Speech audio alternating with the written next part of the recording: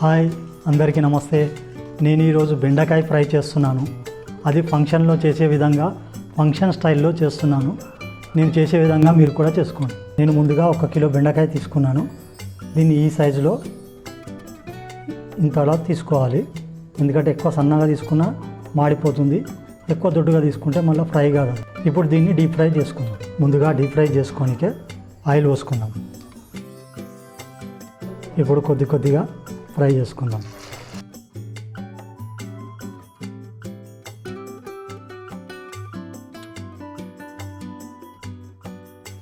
ఇప్పుడు ఈ ఫ్రై అయినాయి తీసి పక్కన పెట్టుకుందాం.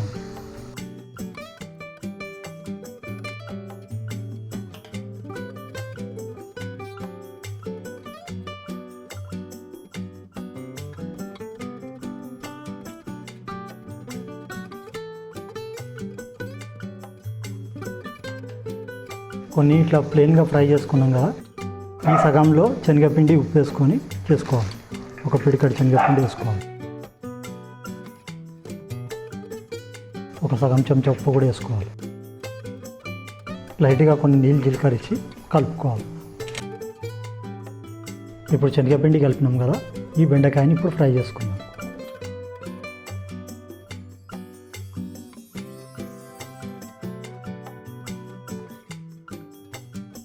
ఇది కూడా ఫ్రై అయింది. ఇప్పుడు తీసి పక్కన పెట్టుకుందాం.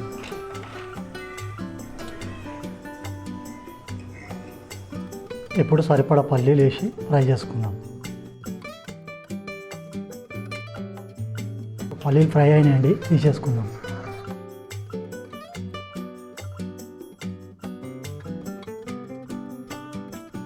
ఇప్పుడు ఒక 10-15 పచ్చిమిరపకాయలు ఇట్లా అడ్డంగా కట్ చేసుకొని ఫ్రై చేసుకోవాలి. ఇప్పుడు ఈ ఫ్రై అని తీసి పక్కన పెట్టుకుందాం. ఇప్పుడు కొద్దిగా కలెమాకు కూడా ఫ్రై చేసుకుందాం. ఇప్పుడు ఫ్రై అయింది, దీన్ని కూడా తీసి పక్కన పెట్టుకుందాం.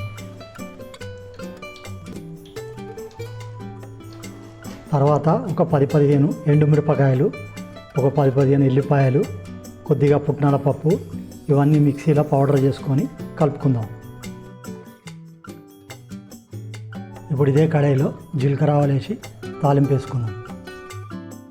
దీంట్లోనే కొద్దిగా మినప్పప్పు, శనగపప్పు కూడా ఫ్రై చేసుకుందాం. ఒక 5-6 ఎల్లిపాయలు కూడా వేసుకుందాం. కొద్దిగా కలెమాకు, ఎండుమిరపకాయలు కూడా వేసుకుందాం. సగం చెంచా పసుపు వేసుకుందాం. ఇందాక పుట్నాల పొడి వేసుకున్నాం కదా, అది వేసుకుందాం. ఇప్పుడు ఫ్రై చేసుకున్న బెండకాయలన్నీ వేసుకుందాం.